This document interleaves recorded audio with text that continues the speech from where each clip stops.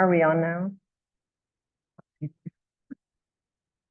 Good morning, and thank you for joining us for today's Winship Grand Rounds.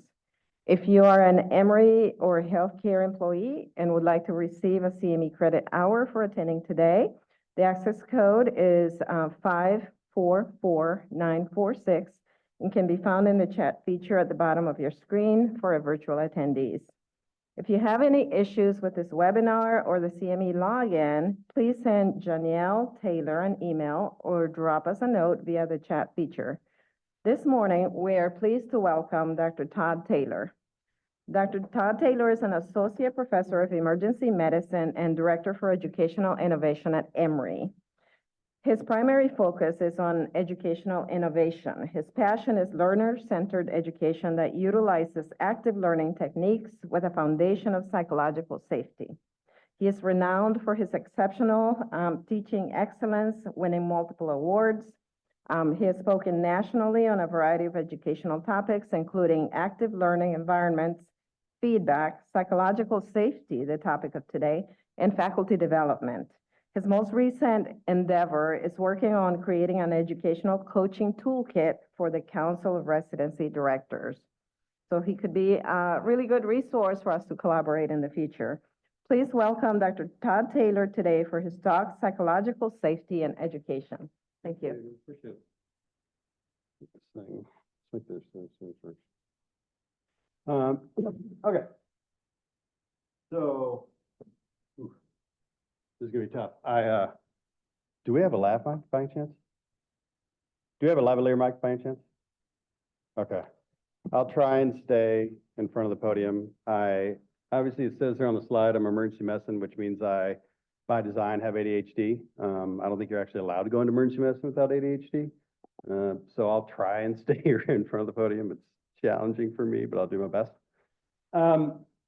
My goal today is really not to get through with the presentation. What I find about discussing psychological safety is, and what I really love about this talk, this is one of my most, I've been lecturing now for over a decade, and I think this is one of the most favorite talks I have, and the reason is because everyone sort of knows psychological safety, either intuitively or they do kind of active techniques to promote psychological safety, and the conversations around this stuff are really interesting because I tend to find that what helps people learn about psychological safety is just hearing their colleagues and talking about psychological safety, as far as everybody uses these different techniques and different ideas around how they use psychological safety. So we'll do a little bit of that today. It's going to be challenging, obviously, with a kind of a hybrid audience, but do we monitor Zoom? Does Zoom just speak in?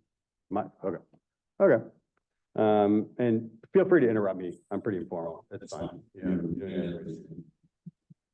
So today what I want to do is a couple different things. We'll certainly go through a definition of psychological safety. So speed. Some people know this. Some people will kind of understand and soon kind of talk about it. And then I wanted to talk about how psychological safety shows up in a bunch of different avenues in life. One of them would be as an educator. One of them would be as a leader or a boss. And then I think the final one I'd like to cover, if we can get into it, is how does this come up when we deal with failure? Because I think that mostly when we talk about psychological safety, we're talking about feedback or addressing failure or addressing challenges. You know, we don't really talk about it when everything's kind of going great. So we'll go through a little bit of these things today. I'd like to go through my kind of approach to psychological safety. I've actually been doing this now since med school. During med school, I was going to quit, actually. I was done with med school. I went to a really pretty malignant med school. There's a lot of yelling. The classrooms are fine, but once I got into my rotations and stuff, it was pretty rough. I was a non-traditional student. I'd been out in the workforce for 5-6 years, and hearing people scream at me and yell at me and belittle me and my colleagues for things they didn't know or things they got wrong, I was just going to quit. I didn't have any debt, thanks, Dad. But I felt like, you know, that's not the kind of environment that I want to be in, and it's not worth it. I was going to graduate and be done, but then I was going to go back and probably go to culinary school, actually. I found emergency medicine, and kind of that's kind of how things went into academics, I started doing resident didactics. And I was the resident didactic lead for about 7 years or so, 5, 6 years. And I do a lot of faculty development around active learning techniques and getting away from PowerPoint and think, pair, sharing, kind of all these things. And I had a faculty member who came to me, he was younger, he said, I want to do something that wasn't PowerPoint.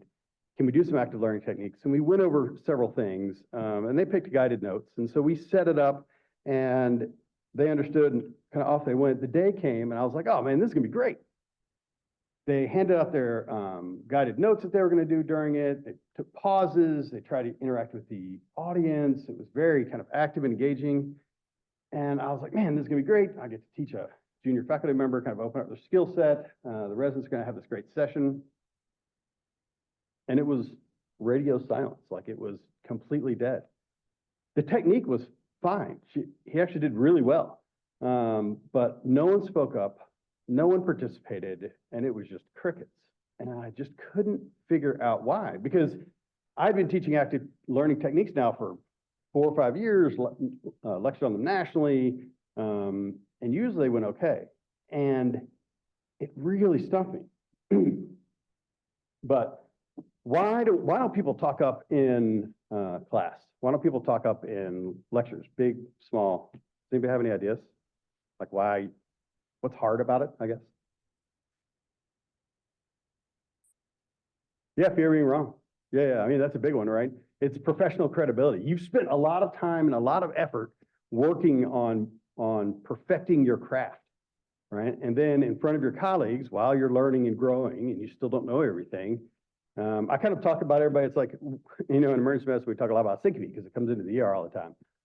And I could talk about syncope all day. Why? Not because I'm smart, because I'm old, man. I've been doing this for a long time, right? As a learner, I get to put you on the hot seat while I know everything seat, right? But that's not because I'm smarter than you. I'm just older than you. And as we learn, it's really hard. We put a lot of time and a lot of energy trying to be the best we can. And so I think fear is a big one. Anybody have any other ideas? The opposite, fear of sort of seeming like a know-it-all, or this idea that maybe you're brown nosing or something. I mean, I think, yeah, I think. I think it's hard, right? Because we take people who are, and I think this is one of the ways psychological safety comes up a lot, and when we talk about working in the workplace, like on rounds and stuff like that, is we take students who go through their high school, college, med school career and been told the entire time they're fantastic.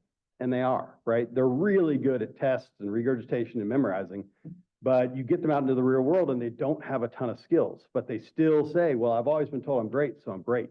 And so I think it's hard sometimes when working in the business world where we have to sometimes work in big teams. How do we employ psychological safety? Because as we'll learn, being the boss or the teacher has a big role in that. And we're kind of thrown into this boss role. And so certainly I think that egos can absolutely get in the way.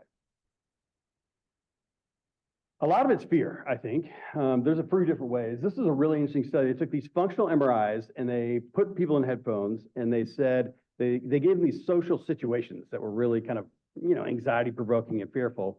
And then they, figured out where their brains lit up. And then they stabbed people with a pen after that. And they saw where their brains lit up. And physical fear and social pain or social fear lights the exact same spots in the brain. And fear is not a great motivator, right? We use fear a lot in medicine, unfortunately, at least we have. I think we're getting much better at it now. Back in my day, fear was a big driver. But it really usurps, takes away from some of those active resources you need to integrate long-term, short-term information and to really integrate with some of the things you're trying to learn. So fear pulls resources away by activating the amygdala. But this is what we've done a lot, especially in medicine, right? Some of the organizations that are really challenging from a psychological safety standpoint are ones with high degrees of power differentials, large power hierarchies, and we'll talk about what that means in a little while, and then the constant evaluation, right? Those three things make up organizations that have the lowest degree typically of psychological safety, which is medicine to a T.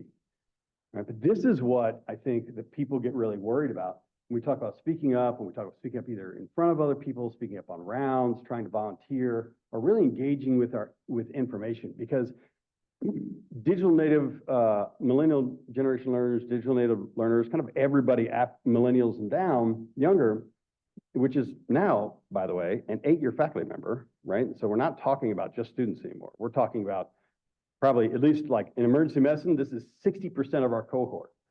They want engaging, collaborative work sessions where they learn, they help define what they're going to learn and how they're going to learn it. In order to do that, we have to get them to engage with the information. And that's where psychological safety comes really into play. Psychological safety has a lot of definitions, and you probably use any one of them. One out there, as I like, is people are comfortable expressing themselves or are comfortable asking questions, making mistakes without the fear of retribution, without the fear of them being called out and called to task for getting something wrong, saying that you made a mistake, saying that somebody else made a mistake, saying that they made a mistake. In Google, psychological safety is probably the most important thing that they have running for their company. They did this really interesting research project called Project Aristotle. This is several years ago now. Project Aristotle was 250 teams, 50,000 people, 3 years, millions of dollars. Google, if you don't know, they're organized into teams. That's how their company is organized. And what they found is, some teams always excel and they always do great. And some teams always lag behind. And if we could just figure out why some teams always excelled, we would just build all our teams like that. Hence Project Aristotle. So they looked at all these different factors. They looked at how is the power differential in the team? Is it an age or diversity thing? Is it an IQ thing? Is it how long the team's been together? Is it what is leadership structure? Do they do things like hobbies after school? Did they go to the same colleges? They looked at all kinds of stuff for years. And some things had signal, but time and time again, really successful teams had high degrees of psychological safety.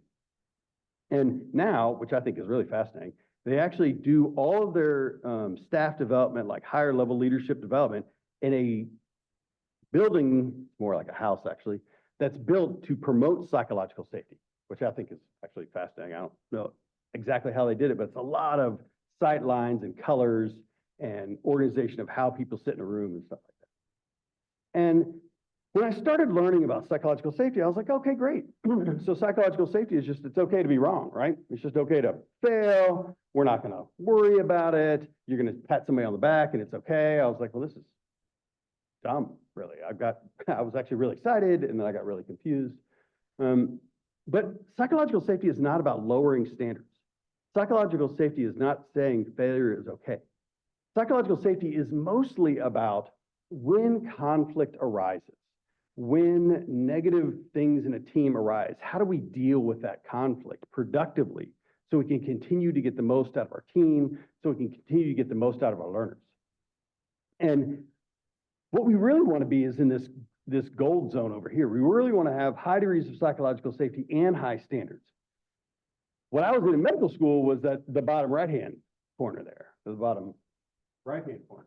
Low degrees of psychological safety with high standards, right? That's really anxiety provoking. The low standards and high degrees of psychological safety, that's no one really asked anything of me. This is fine. I'm just going to cruise through. If I get something wrong, nobody cares, right? So it's very comfortable, but it's not very productive. And then low psychological safety and low standards means, I don't even know why you're even there, right? Like no one really asked for me. Everybody screams at me all the time. Everybody says I'm wrong. This place is terrible. They're going to leave. Learners want to be pushed. We do the best when we have some degree of motivation driven internally or externally to have high standards and to push a little bit outside of our bounds. And what's really interesting is that video games have done a really great job of this. They call it pleasant frustration, right? So video games, what they do is they get people to spend millions of dollars, sometimes billions of dollars, depending on how you look at the numbers, on going in and kind of replaying with their product again and again and again. And how do they do this? right? They do this through the idea of pleasant frustration. And this is almost identical of how we want to treat our learners, is that if you were playing a video game and your character died and you had to go back 10 hours, you would stop, right? You would play a couple times. You'd be like, oh my gosh, this is crazy. I can't keep going 10 hours. This is too hard. And you would quit, right? Whereas if you went through the video game and you never died and you zipped through the first time, it wouldn't be challenging. It probably wouldn't be any fun.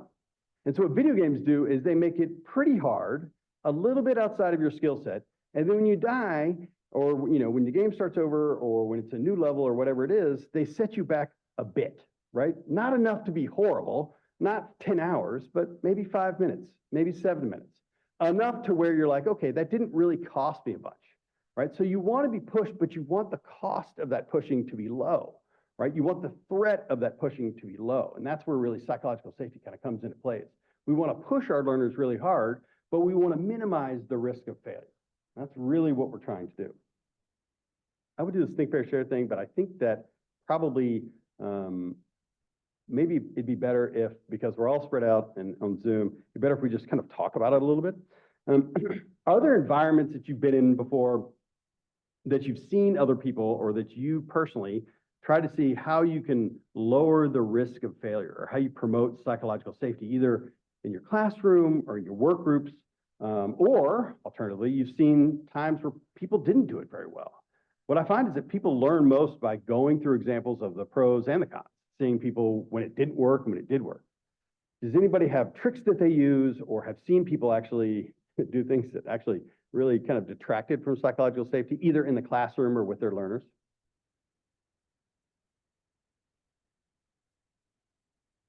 I can certainly share some of mine. I like doing this stuff because ahead of the, whatever it is, a lecture or something, get someone that is like-minded to agree. yeah, or you have a plant, right? You can get a plant, which is the same idea, right? You can say, hey, I'm going to ask you a question. And I'm gonna prepare the. Right, or you just give them the answer. That also helps. Why does that help with psychological safety? Giving somebody, like, you're going to give a lecture to a bunch of learners, but you pull one aside and say, hey, I'm going to ask this really tough question. Here's the answer. Why does that seem to work and create an atmosphere or promote psychological safety? Anybody have any ideas? It totally works. It promotes people engaging with the material, right? One, it makes that student feel great, right? They look great in front of all their colleagues. And so they by themselves are going to be more eager to speak up next time. And they know you have their back. You're looking out for them. You're trying not to put them in a bad place. You're trying to put them in a good place, a protective and supportive place. But two, other people can see that, hey, this guy spoke up and everything is fine. It didn't really worry about it. One of the greatest examples I have from a classroom I had was, I do EKG lectures. That's kind of, EKG is my clinical niche. And I had this EKG that looked like a heart attack. It wasn't a heart attack, it was hypothermia, but my point was like, hey, this kind of looks like a heart attack, so be careful. And I said, hey, what is this? And one of our most senior physicians said, yep, that's a heart attack, like right in the middle of like probably 70 people, right? This professor, been here 18 years, I don't even know how long. And I was like, this is uncomfortable. I don't know how to do this. And so I was like, what I find is, what I like to do when I'm in class is, people are really smart, right? And most of the people, when they get a wrong answer, actually, if you ask them, about 90% of that answer was probably correct. Like, they had many, many steps of correct answers before they get to that last. And it's usually just this last turn or key that they don't get. So what you usually like to do is back up and say, I can see how you get to the wrong answer, because step A was correct and step B was correct, and you thought step C is correct, step D is correct. But you know what? In E, maybe if you just thought about it this different way, you would see that maybe E is a different way. But so what I said was, you know what? I totally get where you're coming. See, there's ST elevation here and here and here. And without any context, absolutely this would look like a heart attack. And that's the reason I put it up here, was because it was so confusing. And so I absolutely understand you thought it was a heart attack. It's actually hypothermia, but you could see that everyone would make this mistake. All of a sudden, I just made it okay. This professor now made a mistake. I went through it. I made sure it was fine. And then all of a sudden, the whole class kind of took off, right?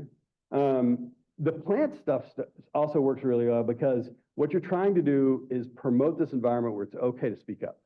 And what I've found is that when you talk about psychological safety, and this is the problem with this previous lecturer, the reason her stuff didn't work, the reason her active lecturing stuff didn't work is because most of what you do when you're educating residents and you're educating learners around psychological safety is understanding that you're trying to teach them for their best interest, right? You're trying to have their interest at heart. And if they know that, that's like 90% of it.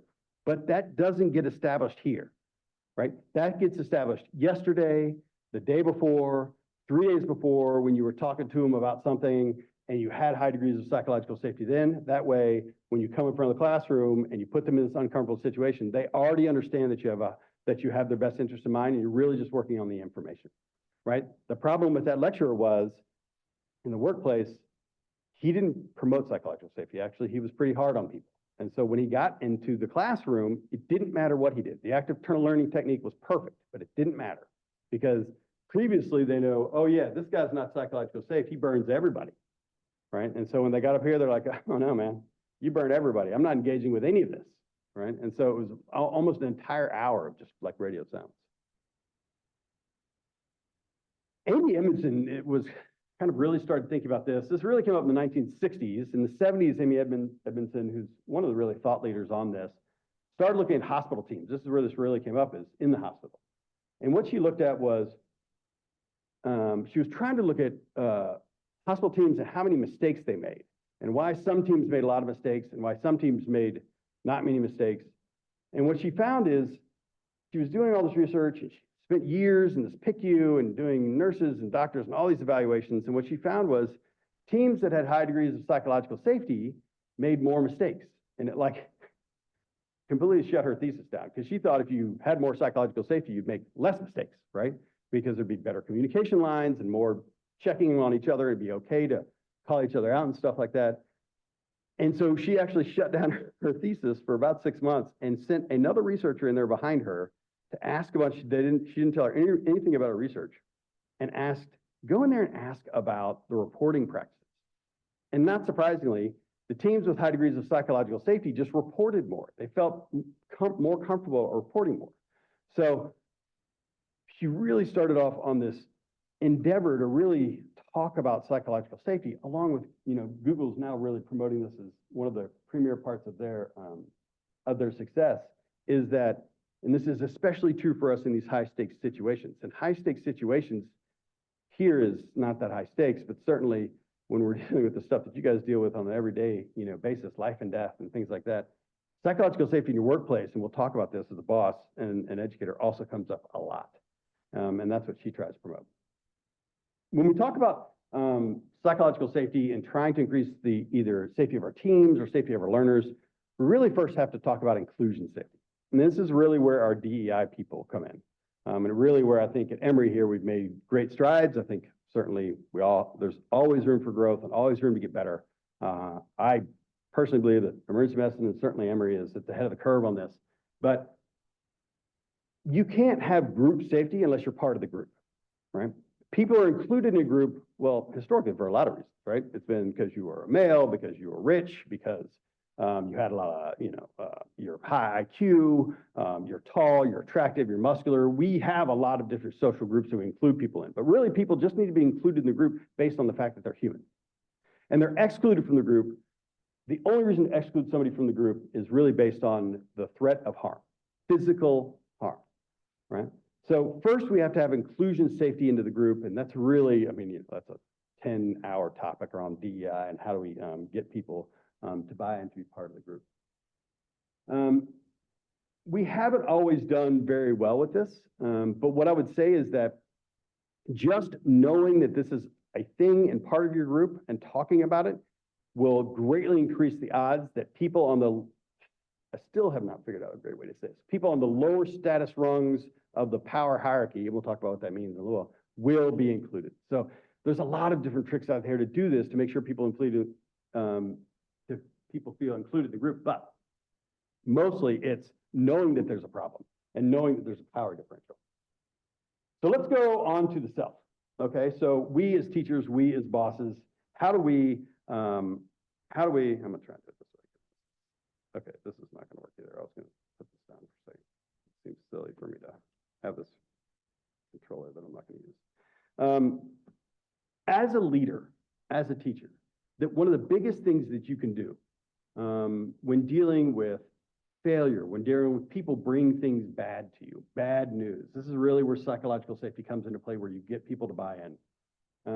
As an educator, as a boss, as a teacher, you have probably the biggest role to play out of the group on if you're going to have, on if that group's going to have psychological safety.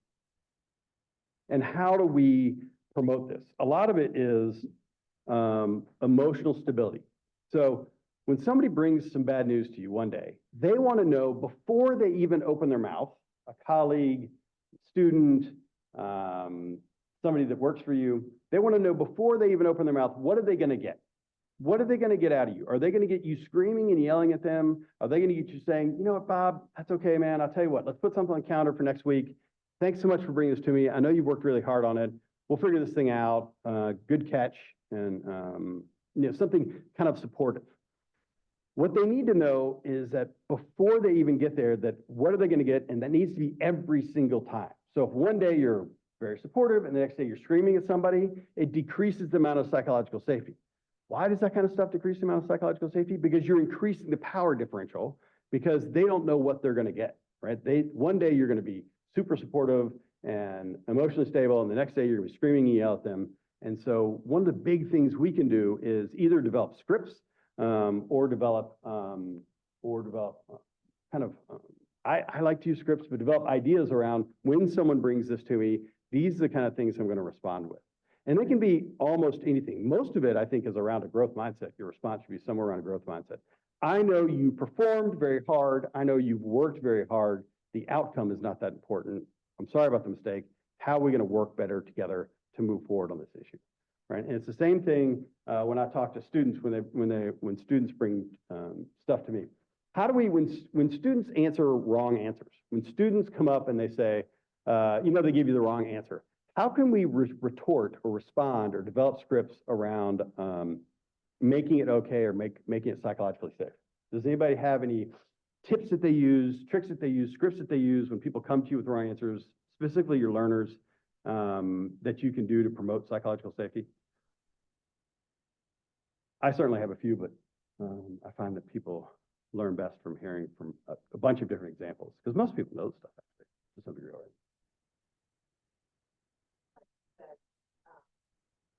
Point the correct things, you're on the right path, but. No, I mean, that's definitely one of the things I do, because what you're saying is, the first thing you say is, yeah, you're right. Right? Yeah, you're right. You got a little bit wrong. That's okay. What I tend to do a lot of times is I say, hey, I teach about the Socratic method. I probably said this like 1,000 times. I teach about the Socratic method. I'm going to ask you a lot of questions. You're going to get a lot of answers wrong. That's okay. Today is not about right or wrong answers. Today's about growth. Today's about getting this much smarter at the end of the day. I could care less how many answers you get wrong. Mostly, it's about teaching you something that's valuable for you, right? Because what I'm trying to do when you get wrong answers is I'm trying to get down to where your knowledge stops and starts and diagnose the learner, right? But what I've said is that, well, I've just created this platform where you can get a wrong answer. It doesn't matter. Right? Is there anything else? Does anybody else have any ideas that they use, tricks that they use? Acknowledge that we're people and not perfect. Mistakes, we expect mistakes.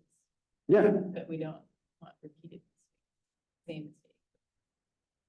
Yeah, I mean, I think 100%, right? A big thing around psychological safety is dealing with failure, right? And we have often thought, especially in medicine, that like making mistakes is not okay.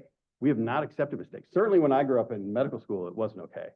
But failure is part, as we'll go over in the failure section in a little while, but failure is part of learning, right? It's intrinsic to learning. It's part of learning. If you don't fail during the day when you're trying to learn something, you probably are not pushing yourself hard. Right? And so we really have to switch our mindset from failure is bad to failure is good. Google has this interesting part of their company called the Moonshot company. So it's this idea that they have this one branch that just does these like crazy ideas, like these out of the box, insane, probably won't work, everything fails. And what they do is at the end of the year or at the end of every 6 months, they celebrate the failures. And they don't celebrate them like, hey, you did something wrong. What they celebrate them is, that was a cool idea. You really tried, and then great job figuring out the exact moment it wasn't going to work, and then you quit putting resources into it and moved on, right? But by normalizing that failure, they've actually given people raises over getting failure, but by normalizing that failure, by addressing failure really head on, I think we go a large part to trying to change our culture. Because if we don't, failure, and we'll talk about, I don't want to get too far ahead, but failure is it's a chance for course correction, right? If we don't engage with the failure, we can't course correct. We, as teachers, as educators, like I don't know why my mind is blanking. Our curriculum, no, our expertise, our value is based in our knowledge, our facts, right? We, as you guys know your stuff really well. I know my stuff really well. And we historically, as educators, has really been how many facts do you know and how can you distribute these facts to your learners? And historically, what we've done almost up until the internet is our job as educators is to deliver facts, right? That's no longer really that important because of the internet, right? Any question that you ask, your learners could probably get that answer in less than 3 minutes. When I was a student, I still, hate to admit this, I still remember going through the Dewey Decimal System and the card system at the UGA library trying to find books. Because at that point in time, back in the 90s, it was really, really hard to get to information. It was really, really hard to get to the facts. And that's why professors were really important, because they housed all these facts. Our job really isn't about that anymore. We need to get away from the fact and be comfortable with the fact that we don't know stuff. It'll be okay for you to say that you don't know. Our job as educators, as leaders, and leaders are still mostly based on their expertise is why they're picked, but we're transforming more to this idea of being flexible, about being adaptable, about being humble leaders. Because our learners, our colleagues don't value the facts as much because the facts are easy.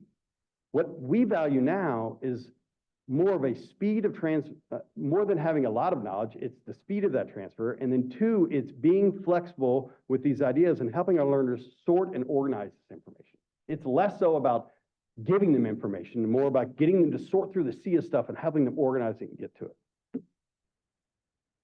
So when we talk about us as teachers, as leaders, we talk about how to deal with failure. We'll get more of that in just a little while. Emotional stability, and then saying when we're dealing with failure, saying it's okay to role model this stuff by being wrong, by saying it's okay to be wrong, by saying, hey, I didn't really know that. That's awesome. Can we sit down and go over this? And at the end of our shift, let's go over and spend 20 minutes and see if we can look up some primary literature on this stuff. So next, I want to talk about team structure, because team structure, this either has to play with as when you're on your teams or in education on how we're aligned. Like right now, it's kind of an auditorium style, right? Everybody's facing the same way. It is certainly one where it's harder for you to interact with your colleagues. But social hierarchy comes up in a lot of different ways, right? In high school, it was how tall you were, how far you could throw the football, were you the varsity quarterback or whatever it is, right? There's a lot of different ways to kind of think about this stuff. But in work, we really have a lot of different ways of hierarchy in your team structure, and this plays a huge difference in how much psychological safety you can impart into your team. Is how is this thing structured? Now, I don't want to say that hierarchy is all bad. Hierarchy is good, right? Look at basketball teams. It's not that people just run around the court shooting balls, right? Somebody has to call the shots. We find it division of labor, and being able to have some level of hierarchy is really, really good. But how do we create structures around our teams that promote psychological safety? And it's mostly about decreasing the psychological safety for the lower members on the power differential. Lower members on the power differential or on the team structure will almost always feel, at most times, the lowest degrees of psychological safety. That was a terrible way to say it, actually. The people at the top will feel low degrees of psychological safety, but only during change. So during change, when there's something going on that can threaten their stability, people at the top will feel low degrees of psychological safety, but most of the times it's people on the bottom. Now, when we talk about creating teams, there's really a few different structures, right? There's ladders where you have one person on top, one person underneath, one person below that. As that distance gets greater between the top and the bottom, you'll have lower degrees of psychological safety because that power differential, again, gets bigger. And so we have ladders, but then we have pyramids. So pyramids are a little bit better, right? Because there's one down, two over, one down, two over. And so as you go one down vertically, you go one over horizontally and you add people. So the power differential is less from the top to the bottom. What's even better than doing pyramids is doing pyramids and then giving each person an area where they have control, an area where they have ownership of a certain part of the process. Because what you're doing is you're seeding power. What you'll find as an educator, what we're trying to do a lot of times is seed power to our learners. So if ladders are the worst and pyramids are better, then flat's probably the best, right? Well, you don't see much flat. Flat is most like, you can think of it like those kind of in the Silicon Valley, the tech startups where you have 10 people in a room and nobody has job titles. Those actually have the worst degrees of psychological safety because everybody's kind of checking over each other's back and they don't know who's got what. They don't know how to ask questions or how are they supposed to be double checking Bob's work or Sally's work or whatever. And so flat structures almost never exist. They're actually the worst for psychological safety. So how do we, and this comes up as educators, kind of manage this idea of flat pyramid ladder? Well, the SEALs do this really well, actually, and it's called hierarchical flexing. So in the field, there is a very clear chain of command, right? Guy at the top, one at the top, guy at the bottom. And they know exactly where the chain of command is. But when they go to debrief, they take off all their symbols of power, all the uniforms and the stripes and everything else, and they sit in a round table because they realize that even the people at the lower end of the power structure might have seen something that would make a difference when they're debriefing so they can all get better. And so they really want to make sure that everybody has an equal voice. And then when they leave the room, they put back on their coats and their stripes and stars and whatever the stuff, I don't know any of that stuff. But they reaffirm and the power structure comes back. And so as leaders, we really want to be able to do the same thing. We want to create these periods of times where we flatten the structure in either our team or in education. And so we can listen to everybody. And this is part of being this flexible, adaptive leader, right? This is part of promoting psychological safety. Sometimes you need to have a ladder because you need somebody at the top. Every once in a while, somebody's got to call the shots. But also, we need to have times where everyone can speak up. And flexible, adaptive a leadership style, almost a situational humility, can allow us to do that. Does anyone have any ways that they do that with their own group? Like how they try and flatten the structures or give times of the day or times of the week where there's time for questions or time for other people to speak up? Yeah, I find it easier to do like on rounds or easier to do this in the zones than I do find it in a classroom where it's more vertically kind of oriented and stuff like that. Huddles is good, yeah. Yeah, huddles is like a perfect example, right? Because everybody is almost at the same level and the expectation is that people will speak up, right? You can do huddles, you can do office hours where office hours are, hey, we're going to create this time for if you're kind of in normal academics where anyone can come in and ask any question, doesn't really matter, I'm always there, I'm always available, right? What you're doing is you're flattening the power structure from this classroom kind of dynamic. Another thing you can do is like, if you're doing this on rounds and stuff like that or on the wards is you can say, okay, every Tuesdays and Thursdays at lunch, we're going to have a question session. It's going to be 25 minutes. It's going to be rapid fire, ask whatever you want, no questions too small. And maybe you bring a couple of questions as the teacher if people don't have them so you can talk about things. But mostly what you're trying to do is find times and ways to flatten the power structure and make sure everyone gets a chance to speak up, right? Because the more you can do that, the more you can give people, the more you grow psychological safety, not only during that time, but also outside of that time, right? Because you've shown that, hey, you know what? In this team, it's really safe to speak up and ask this question. I asked this question the other day. It was actually a really dumb question now that I come to think about it. I've done a little bit more studying. No one made fun of me. The teacher didn't kind of balk at me. My attending didn't yell at me. They actually made it really simple and safe, and I was wrong, and it wasn't a big deal, right? It's funny, I just didn't think about this story right now. I had this book that I'm reading my 6-year-olds, and they talk about this lady girl, my wife says I'm not allowed to say it, but this actually is like a 6-year-old, actually, who's in the Girl Scouts. And what she did was she developed this badge so that it would promote females to raise their hand in class. And this book is all about women, young women, raising their hand in class and getting motivated and getting engaged in education. And there's these conversations between the two girls, because I'm trying to teach my girl, like, hey, it's okay to like engage, and I want you to be strong. And, you know, in Taylor family, we raise strong, independent women. But my point of all this is that it is really important if you can figure out a way to flatten that structure of your team every once in a while. And there's a lot of different ways to do this. But this is, I think, the new style of leadership that we really can get ahead of the curve on, because this is what's really expected. So let's talk about, let's see, we got 20 minutes left. Let's talk about reframing failures, because what I find is that when we talk about failures, this is a really big part of where psychological safety comes into play, right? So how do you talk about failure? How do you address failure, either with your learners or with your team or with your colleagues? And as we've said before, failures is just a part of learning. It's a part of growth, right? It's this growth mindset that works on performance versus outcomes. And really, the outcomes aren't that important. The part that you fail is not important, the part that you try, right? Because over time, there's this really interesting study that looked at kids, and they took these 2 sets of kids, and one, they said, they took a test, they said, you know what, you really tried really hard. Great job trying really hard. And the other ones, they said, oh, you did really great, and your scores are amazing on this test. And over time, the kids that consistently got the performance feedback did better, time and time again on their follow-up studies, where the people who said, you did really good on your score is really high for your age or outside of your standard deviation or whatever, they actually did worse, right? So we really want to kind of reframe the way we think about it. It's not a dysfunction of learning, it's a part of it. When we talk about failures, right, you can divide these in a couple different ways. I like this way. We have preventable failures, complexity-related failures, and intelligent failures. Intelligent failures is research, right?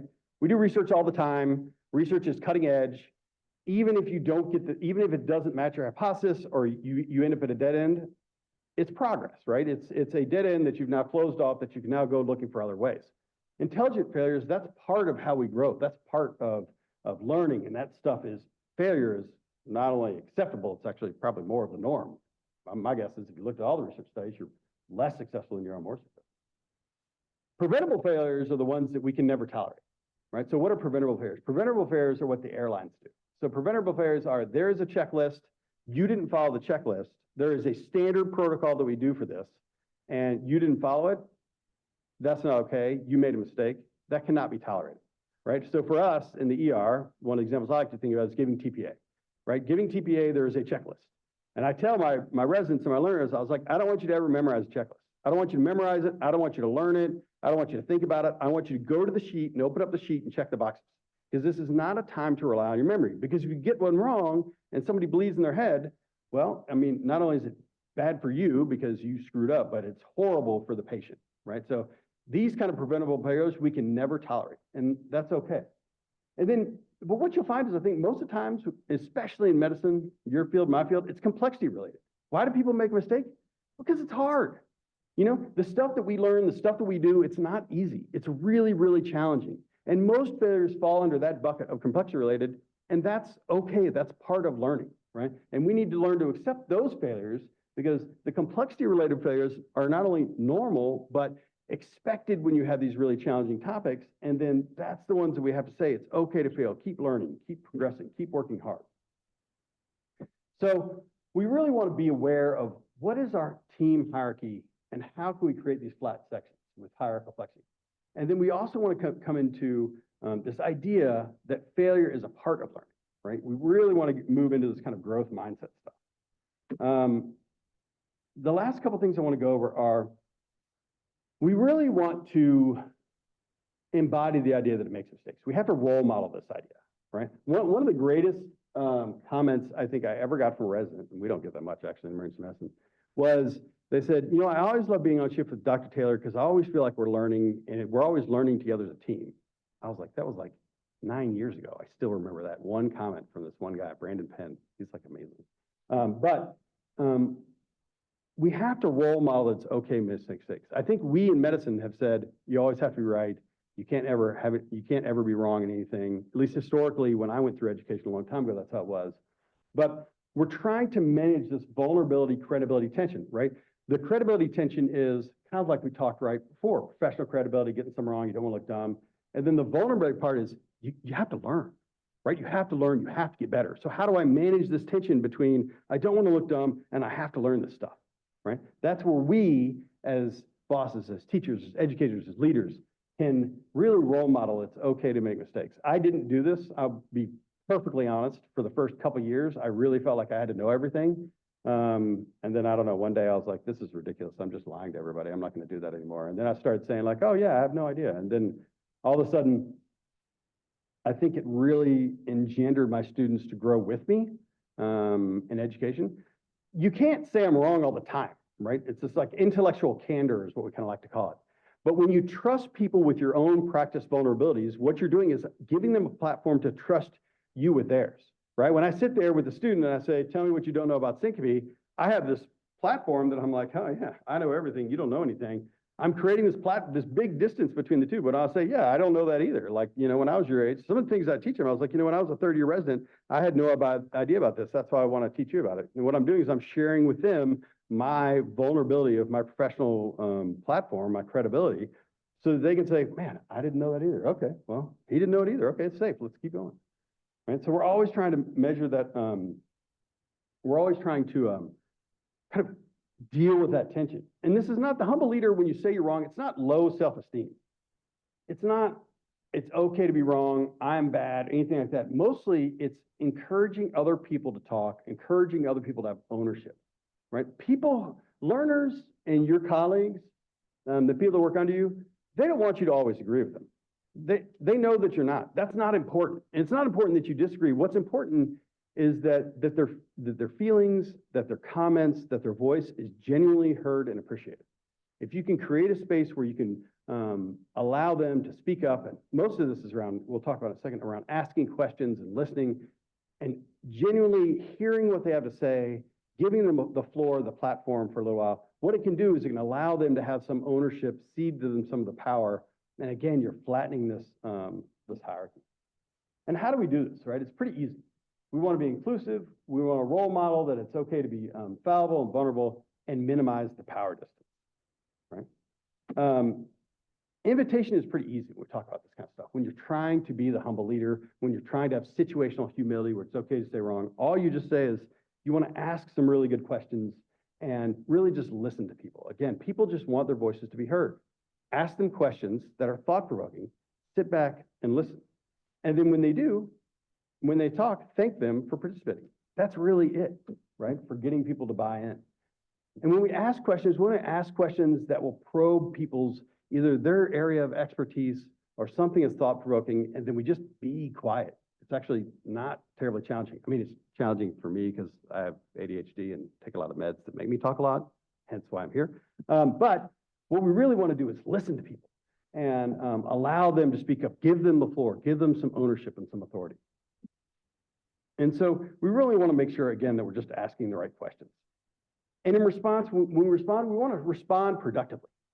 So how do we respond productively to people who are on our team as having situational humility, having some emotional stability? Is we express appreciation, we destigmatize failure, and sanctioning clear violations.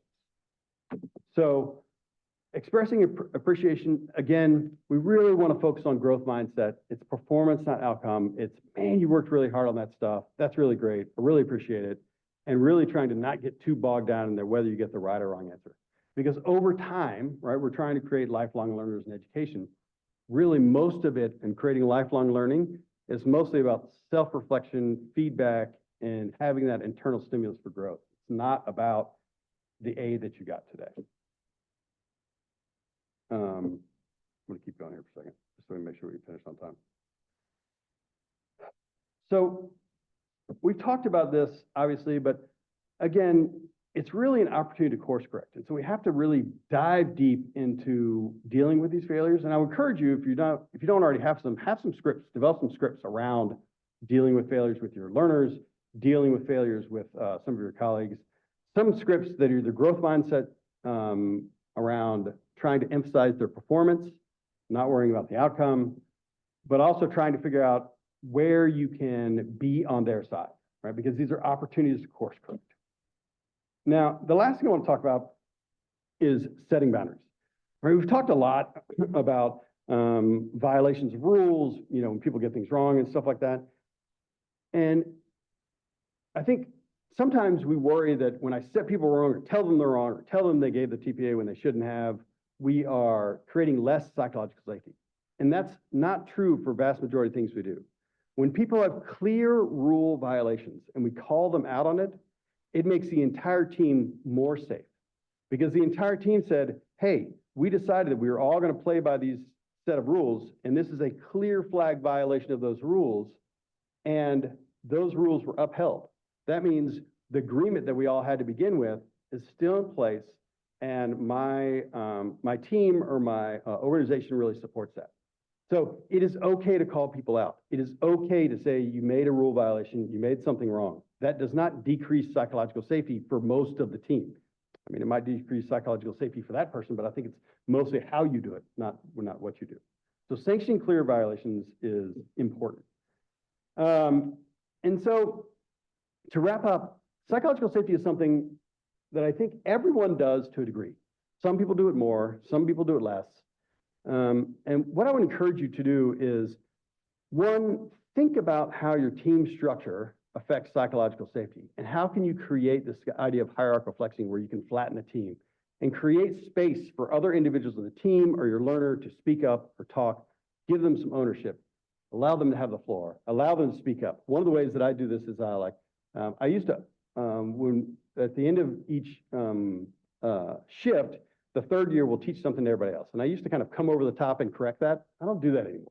Actually, just let them have the floor, let them shine. If they say something really wrong, maybe I'll ask questions, but most of the time, they get it mostly right. You know, how much does a medical student need to know about this higher level topic right now in their career versus where they're in a third year? And so really give others the opportunity to shine around you. Allow them to have some ownership. It's not, we want to cede power, but that's not becoming a weak leader. It's mostly becoming a leader that empowers others. As an educator, what I would say is that be really conscientious about not only your teaching sessions, but what you did yesterday and the day before, right? Creating psychological safety in the classroom is a lot about doing it in the classroom. It's a lot about reframing mistakes, making sure they're okay.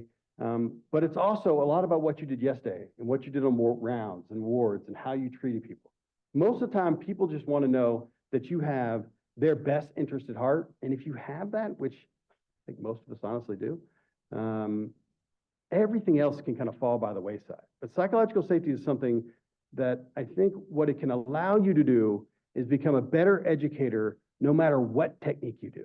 Because I used to think the techniques, like I have to learn techniques are the most important thing. I don't really think that anymore. What I think is the learner engagement is what's the biggest thing on the plate. If you can get them to engage with the information, if you can get them to wrestle with the information, that's going to be where real learning takes place. And the only way they can do that is an underpinning of psychological safety. Thank you so much. I'm happy to take questions or comments if you're like. I know hybrid's kind of challenging, but I appreciate your time.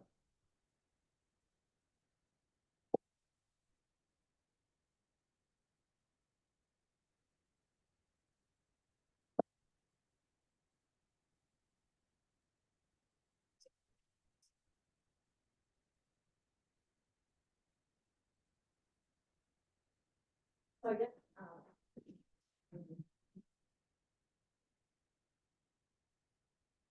We don't have to be, this is not like a psychological safety. What I do when I give this lecture, in like real life and national,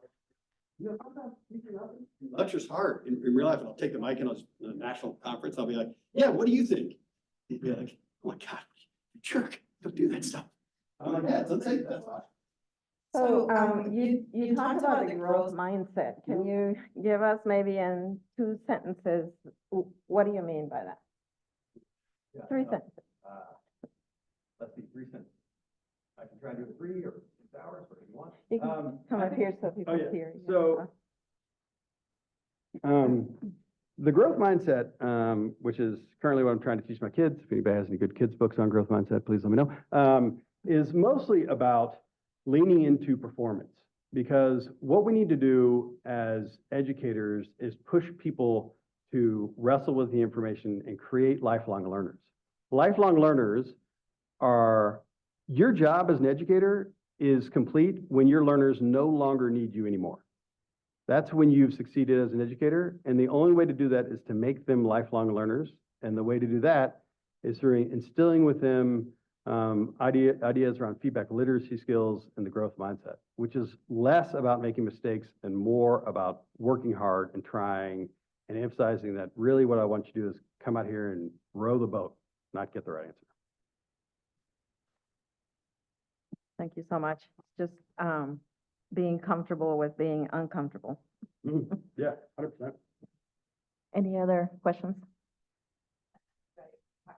Humble leadership, but I think for women that can be an interesting dynamic of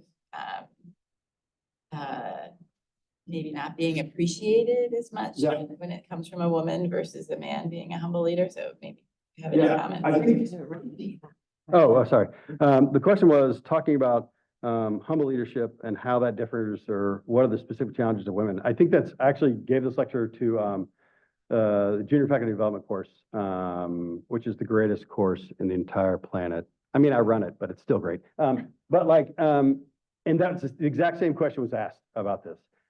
And I don't want to, I think I can say this. I don't want to call anybody out. The female said, I was in a pretty bad case in the operating room and had some interactions that were tough. And I essentially had to take over because the patient was an extremist. And then I got called out by my boss saying I just should have like worked harder to be, you know, a team player and stuff like that.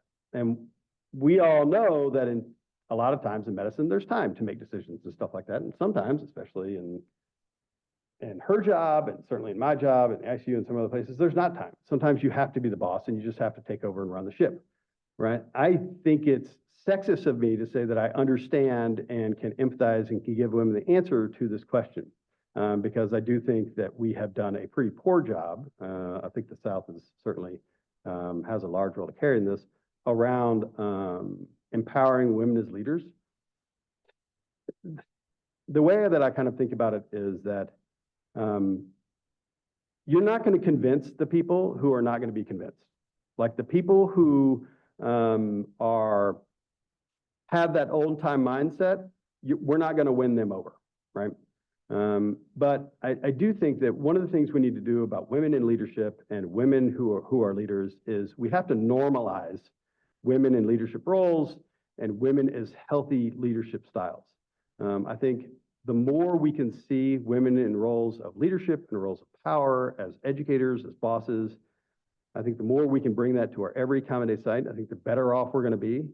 You know, that doesn't help, you know, person A trying to navigate some of these things. And I do think that we do have sexist problems still, even though I think we're better. I would hope we're better around leadership. But I think we still have to keep pushing the envelope. And I think a lot of that's through faculty development. And I think a lot of that's through ensuring that our promotion practices, as we do really well here at Emory, are fair across our DEI spectrum.